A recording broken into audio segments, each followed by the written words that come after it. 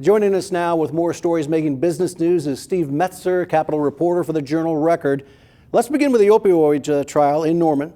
You're covering that for the Journal Record. So who do you think has the upper hand at this point, the state or Johnson & Johnson?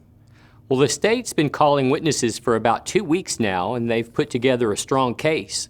Early on, Craig Box, the father of OU football player Austin Box, testified about how the standout young man lost his life very quickly to prescription painkillers.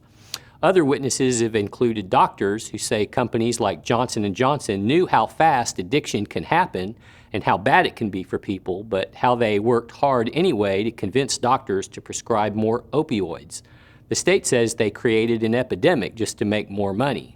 Johnson & Johnson says everything the company did was legal and regulated by the government. This is interesting. The Oklahoma Supreme Court is going to hear arguments concerning Medicaid expansion in our state. So tell us more about that. Sure. The federal government, going back to passage of Obamacare, has offered states lots of money to expand Medicaid programs to cover the health care costs of people who aren't otherwise insured. In the case of Oklahoma, that could mean $900 million in federal money. But the state would have to dedicate $100 million and more in years to come. Some say the state should do that, and they've filed an initiative petition to force a statewide vote.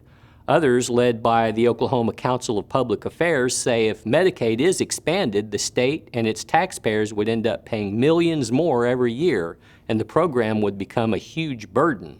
The Supreme Court will make the final decision.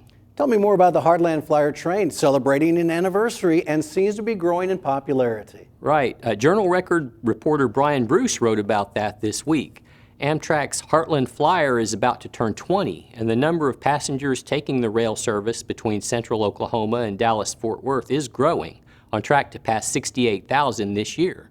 More than 1.4 million have taken the train over the years, which stops in Norman, Pauls Valley, and Gainesville, Texas. The service is still subsidized, as lots of rail service is, but the Heartland Flyer is considered an important rail link into the Sooner State.